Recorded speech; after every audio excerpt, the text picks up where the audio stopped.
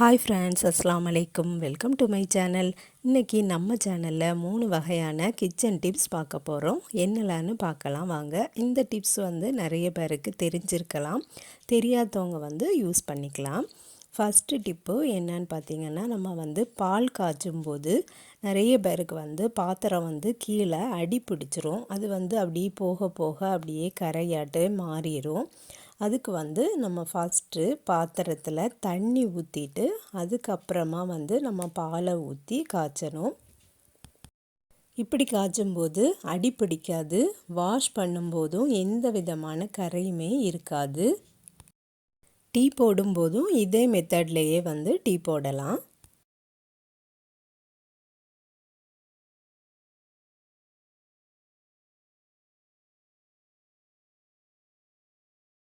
நீங்களும் இதே போலே ட்ரை பண்ணி பாருங்கள். செகண்ட் டிப் என்னன்னு பார்த்தீங்கன்னா, நம்ம மார்னிங் அவசர அவசரமாக சமைச்சிட்ருப்போம். அந்த நேரம் எல்லா அடுப்புமே பிஸியாகிட்டு இருக்கும். இப்போ நம்ம சாம்பார் வைக்கணும் அப்படின்னா குக்கரில் தான் நம்ம பருப்பு வேக வைப்போம். அதுக்கு கூடயே ஒரு பாத்திரத்தில் வெஜிடபிளும் கட் பண்ணி குக்கரை மூடி வச்சிட்டோம்னா நமக்கு ரெண்டுமே ஒரே நேரத்தில் குக் ஆயிரும். இது பருப்புக்கு கூடயே நம்ம வெஜிடபிளை போட்டுட்டோம்னா நல்ல குக் ஆயிரும் வெஜிடபிள். அதுக்காக தான் நம்ம இப்படி வைக்கிறோம். வெஜிடபிள் வச்சுருக்க பாத்திரத்தை மூடியும் வைக்கலாம், மூடாமலும் வைக்கலாம். பருப்புக்கு எத்தனை விசில் போடுவோமோ அதே போலேயே இதையும் நம்ம குக் பண்ணி எடுத்தால் போதும்.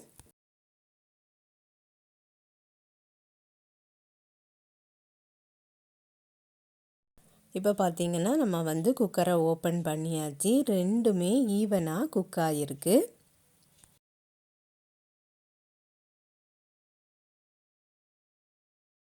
இப்போ அந்த வெஜிடபிள் பாத்திரத்தை எடுத்துட்டு பருப்பை கொஞ்சம் நல்லா மசிச்சு விட்டுட்டு நம்ம எப்பவும் போல் தாளித்து வச்சிடலாம். உங்களுக்கும் நிறைய பேருக்கு நிறைய டிப்ஸ் தெரிஞ்சிருக்கும். உங்களுக்கு தெரிஞ்ச டிப்ஸையும் கமெண்டில் பதிவு பண்ணினீங்கன்னா நானும் அதை ட்ரை பண்ணி பார்த்துட்டு வீடியோவாக அப்லோட் பண்ணுறேன்.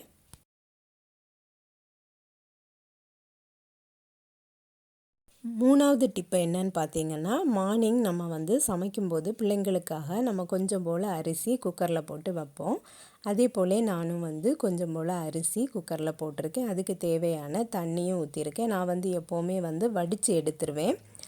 அதுக்கு கூடயே நான் இனி ஒரு பாத்திரத்தில் தண்ணி ஊற்றி பருப்பும் வாஷ் பண்ணி போட்டு வச்சுருக்கேன். இப்போ ரெண்டும் சேர்ந்து நமக்கு குக்காகி கிடச்சிரும். அப்போ ரைஸும் நமக்கு கிடச்சிரும், பருப்பும் கிடச்சிரும். அதுக்கப்புறம் நம்ம பருப்பு கறி வைக்கணுன்னா வச்சுக்கிடலாம், இல்லைன்னா சாம்பார் வைக்கணுன்னா கூட வச்சுக்கலாம். இதனால் நமக்கு டைமும் சேவ் ஆகும். இந்த பாத்திரம் உள்ளுக்கு பருப்பு வச்சுருக்க பாத்திரத்தை நல்லா க்ளோஸ் பண்ணி வச்சுக்கிடணும். ஏன்னா பருப்பு ரைஸு கூட மிக்ஸ் ஆகிடக்கூடாது. அதுக்கு தான். இப்போ நம்ம வேக வச்சு எடுத்தாச்சு. பருப்பு வச்சுருக்க பாத்திரம் கொஞ்சம் டைட்டாக மூடி வச்சுக்கிடணும். எனக்குள்ளது கொஞ்சம் ஓப்பன் ஆகிருக்கு. ஆனால் வெளியில் எதுவுமே சிந்தலை. பருப்பு நல்ல குக் ஆகிருக்கு. அதே போல் ரைஸும் நல்ல கணக்காக நமக்கு குக் ஆகி கிடச்சிருக்கு. இந்த 3 டிப்ஸும் உங்களுக்கு பிடிச்சிருந்தனா லைக் பண்ணுங்கள், ஷேர் பண்ணுங்கள். நம்ம சேனலை இது வரைக்கும் சப்ஸ்கிரைப் பண்ணலைன்னா சப்ஸ்கிரைப் பண்ணிடுங்க. நெக்ஸ்ட் வீடியோவில் வேறு ஒரு ரெசிப்பியில் சந்திக்கிறேன். அஸ்ஸலாமு அலைக்கும்.